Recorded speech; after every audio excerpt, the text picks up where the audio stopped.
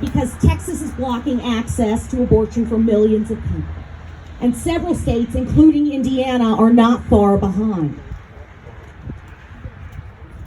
And the Supreme Court decided that letting an abortion ban go into effect wasn't going to matter to us.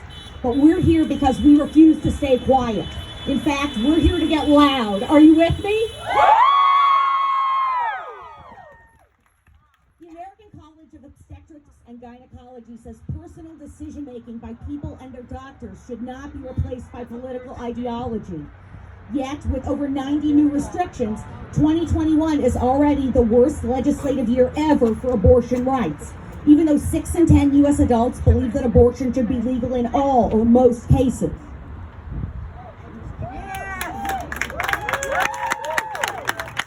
The impact of these assaults on our rights is devastating. These laws overwhelmingly affect people already marginalized and oppressed by a system that promotes inequality and a lack of access to reproductive health care, including people with low incomes, people of color, young people, and LGBTQ people. Drown them out, man.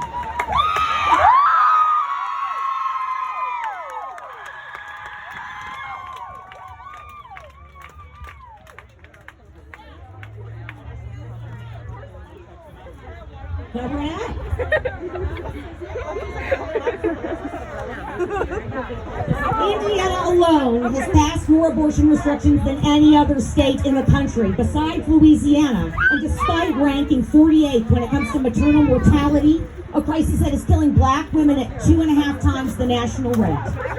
Several states, including Indiana, have enacted restrictions on medication abortion.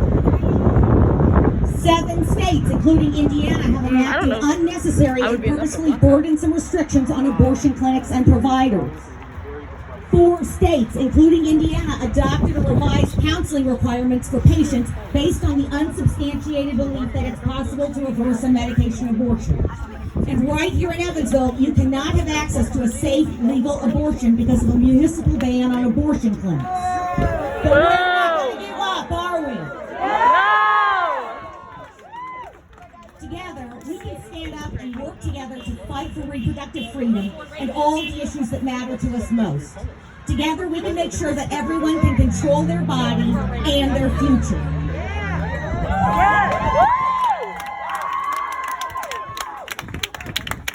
I read an article in the New York Times yesterday that some young people believe the fight for abortion rights is less pressing because they see it as a given, having grown up in a world of legalized abortion. I know there's already been a lot of hard work to protect and empower women in this country, especially over the past 4 years. I know that the past year has been a difficult and sometimes frightening time for us all, but now is not the time to stand by. We cannot allow the reality of Texas to become the reality of this country.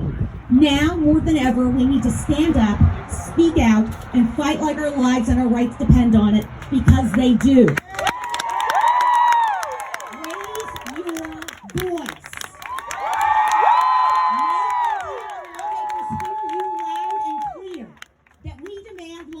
Keep bans off our bodies.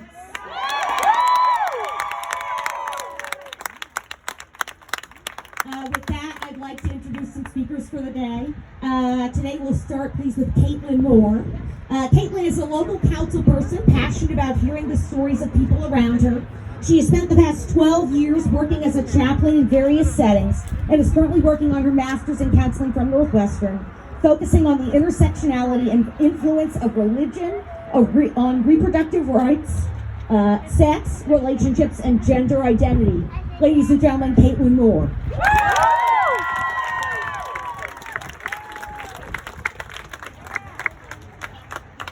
This is a crowd, wow. 1 in 4 women before the age of 45 will have an abortion. 1 in 4. And that's actually down from a few years ago when it was nearly 1 in 3, because access to education and contraceptives is useful.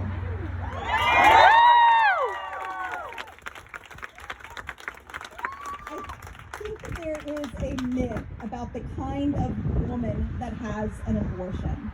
And it's the picture that is represented in the media. It's the picture that we all kind of have in our head because it's been so normalized.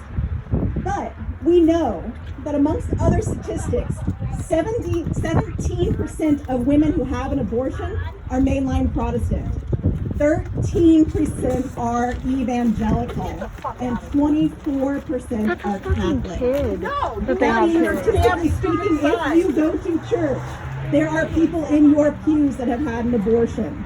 And it's not just our churches, it's our families, it's our friends, it's our colleagues, and it's protesters on both sides. Statistically speaking, if you meet 4 women today, one of them has had this experience. But how many of these stories do you know? How many people have told you their story? And I can tell you from my years of practice and listening to people's stories in hospitals, in churches, and now in private practice, I have heard 3 women tell me their story.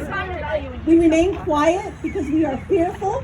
We are fearful of the stigma, of the shame, and we are fearful because we have a choice to keep our mouths shut or open them as we want to. But our stories matter.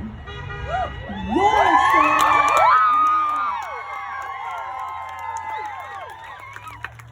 We have such a tendency to make it black and white, and it is not just pro-life or pro-choice. There are so many shades. There is room for narrative and storytelling and care in the gray. Because the truth is, it's complicated. And women who have abortions sometimes go on to feel sadness, shame, or regret, and sometimes they do not. There are women who are told by their families not to come home until it's taken care of. And there are women living in poverty, 75% statistically, that are below, in low-income families that have abortions. All of these stories matter. The stories of everybody matter. This has to change.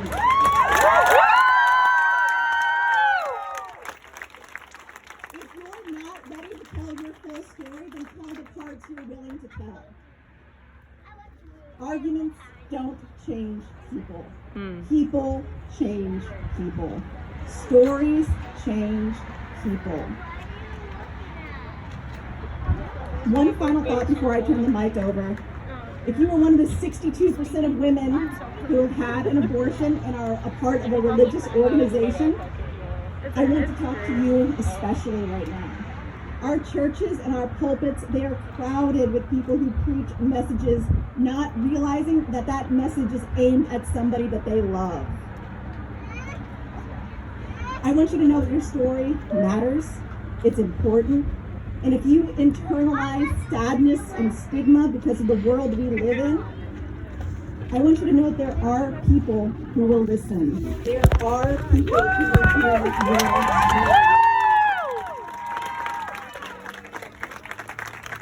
You do not have to be alone.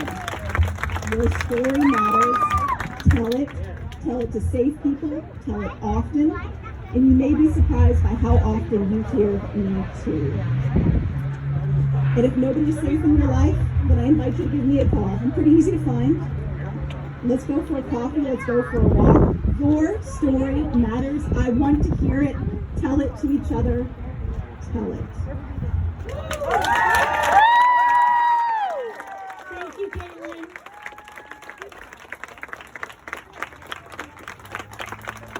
Next, we'll hear from Maddie Bogan. After developing a student-led sexual assault prevention program in college and writing her senior thesis on affirmative consent, Maddie Bogan began working at Albion Fellows Bacon Center. She's been with the agency for over 4 years, including work in both their shelter program and their non-residential team. During that time, she has completed over 150 hours of specialized training on domestic and sexual violence, human trafficking, stalking, and crisis intervention. Everybody help me welcome Maddie Bogan.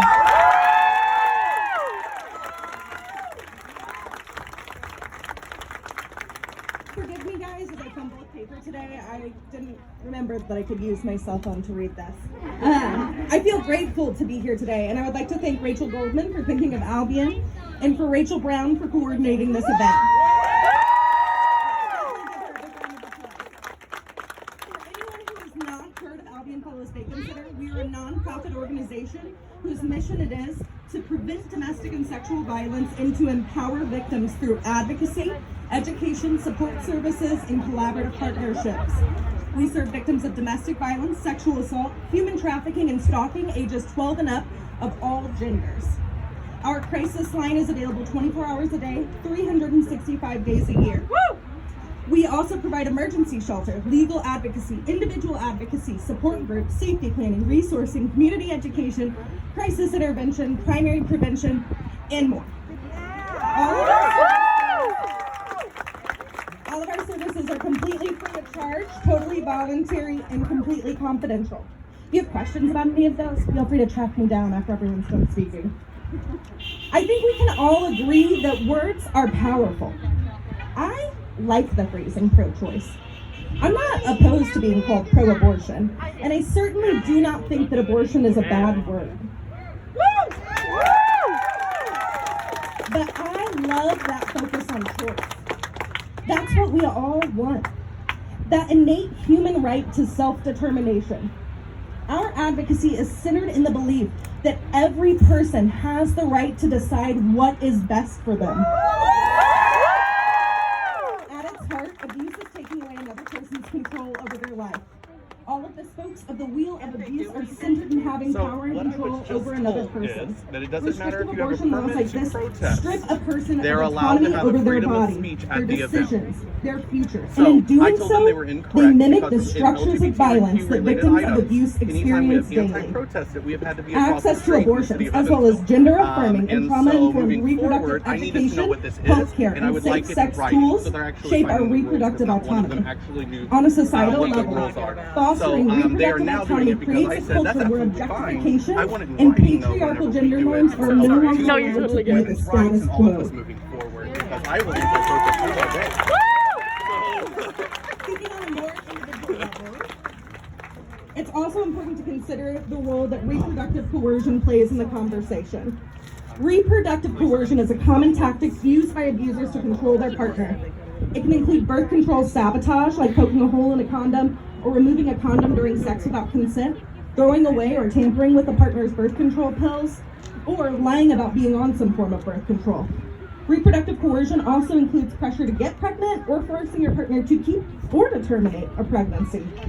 According to a recent study, victims of intimate partner violence are more likely to experience unwanted pregnancy. We know that having children with an abusive partner is one of the biggest reasons why a victim stays. Abusers also tend to escalate when their partner is pregnant because the focus of the relationship shifts from focusing on the abuser to then focusing on the child. Restrictive abortion laws further entrap victims. They increase the risk of their violence and alienate them from their reproductive autonomy, which perpetuates a sense that they do not have or deserve control over their own lives. This law makes no exception for victims of sexual violence or human trafficking. It's important to consider that even if it did, the process of somehow proving that you were a victim of sexual assault would certainly be dehumanizing and oppressive. Would only folks who had completed a sexual assault kit be allowed? Folks who decided to report to the police? The small handful whose perpetrator gets a guilty verdict? If we had to wait for the justice system, that embryo would long since become a child that the perpetrator could attempt to gain custody of. Folks who experience sexual assault or trafficking may not even identify what happened to them as assault for years after it's occurred, potentially ever. They should still be able to access these medical services without being forced into a label they are not comfortable with. Sorry, my papers got wet. Survivors of sexual violence and human trafficking should not have to hope for an exception, to wait for someone to grant them permission, for someone to deem their trauma legally valid enough to receive access to medical services like abortions. Victims of sexual violence did not have control over their assault, but they deserve control over what happens next.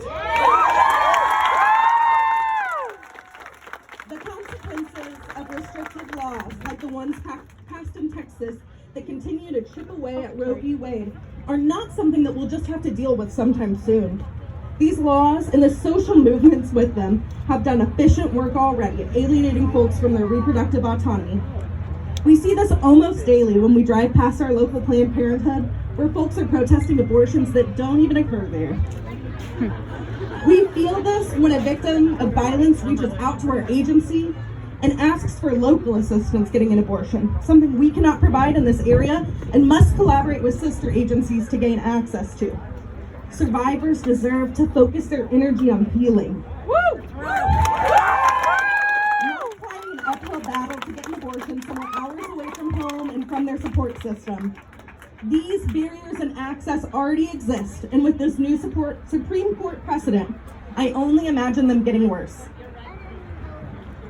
When I first heard the news of the new abortion law in Texas and the subsequent announcement that the Supreme Court upheld it, I felt kind of like a reverse creme brulee, you know? All crunch, no cream. The sweetness and softness within me was hardened by that fire of rage. I'm sure I wasn't the only one. But what can we do with that fire? Anger is more than just a raw emotion, it's a fuel. When working with survivors, we look at things from the lens of restoring personal power by identifying what is within our control and rephrasing problems in terms of what we can control. So humor me. What is within our control? We can rally like we're doing here today. Thank you again, Rachel, for organizing this. We can contact our representatives on behalf of victims of violence, our friends, our families, ourselves, and let them know where we stand. We can also encourage reproductive autonomy by normalizing affirmative consent, educating folks on reproductive coercion as a form of violence, and speaking openly about being pro-choice. Reproductive autonomy is fundamental in creating a future without violence. Access to abortion is fundamental in creating a future without violence. Thank you so much, Maddie. Our final speaker for the day is Catherine Rybach. Catherine is a retired poverty lawyer, having worked for Indiana Legal Services for over 40 years, where she specialized in issues associated with health benefits, consumer rights, domestic violence, and disability rights. She was a founding member of Albion Fellows Bacon Center and a founding member of Guardianship Services of Southwestern Indiana. Round of applause, please, for Catherine Rybach.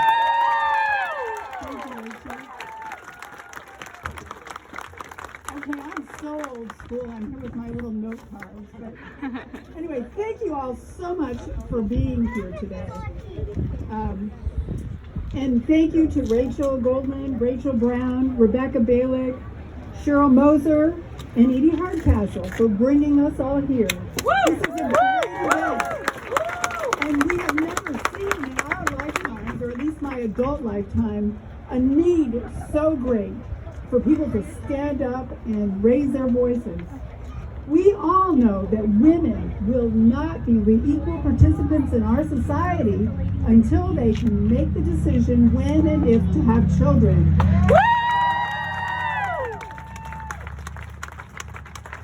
This is such a challenging time. I graduated from high school in 1972, the year before Roe versus Wade was decided. And I remember that people who had money could afford to go to New York to get an abortion, and people who did not have money could not get access to reproductive care. Well, Evansville is no better than 1972. Women have to raise money, they have to do GoFundMes to get access to the reproductive care that they need. We're looking at a Supreme Court that is on the verge of reconsidering Roe versus Wade. If Roe versus Wade is overturned, we will be at the tender mercy of our Republican state legislature. And they have just ensured that they will have a supermajority for the next 10 years unless we persuade our friends and neighbors to vote for candidates who support reproductive freedom.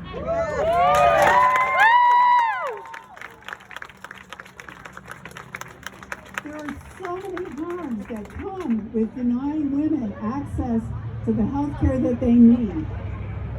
60% of the women, or it just depends on the study that you look at, 50 to 60% already have children, and one of their reasons for seeking an abortion is so that they can take care of the children they have. And what we know is that a woman who is turned away from receiving an abortion is 4 times more likely to live in poverty, and so are her children. A woman who is turned away is much more likely to endure domestic violence, and her children are much more likely to have lower developmental scores because of the stress of being turned away. Other things that women who are turned away suffer are, believe it or not, a reduced credit score, more evictions, reduced aspirations, and bankruptcies. They also have health problems. Additionally, there was a study that showed that when Roe versus Wade passed, 20 years later, you saw a decrease in crime because women had control over when and if to have a child.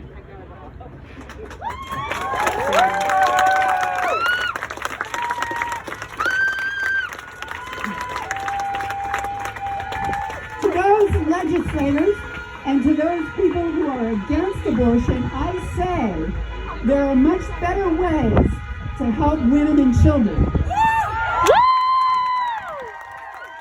Number one, we need to educate our sons and daughters about relationships, about sexuality, and about consent.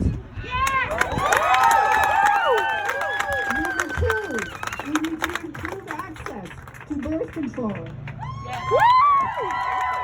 Number three, we need to promote research to develop better forms of birth control that are safer, that people can tolerate, and that are more reliable. Number four, we need to promote adequate family leave so that a woman doesn't face the loss of employment, the loss of income, potential eviction, if she is forced to carry a child that she cannot support.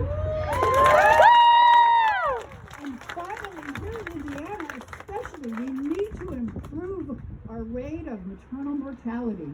We have, I believe it's the 3rd worst in the country. And, to require someone to proceed through pregnancy facing that risk is not acceptable. I taught my children that their bodies are private, that they have control over their own bodies. And the Supreme Court in Roe versus Wade found that there was a fundamental right to privacy. Do we accept a government that wants to tell us that we can't make choices that are good for our family, our children, and our community? Hell no! Do we want to go back to the days when women were forced to self-medicate or maim themselves in order to end a pregnancy? No! Do we want to make criminals out of our sisters, daughters, mothers, or friends? No! Do we want to jail or financially ruin those who would help women seeking control over when and if they have children? No! Do we want strangers or strange intimate partners suing us or our medical providers? No! So what are we going to do? Are we going to raise our voices? Yes! Are we going to contact our legislators? Yes! Not once, not twice, but every day during the session, let them know what you think.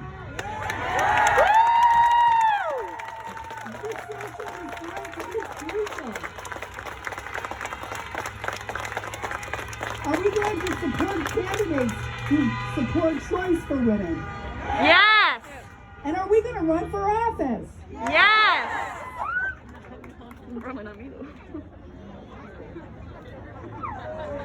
All right, so I have one more ask of you.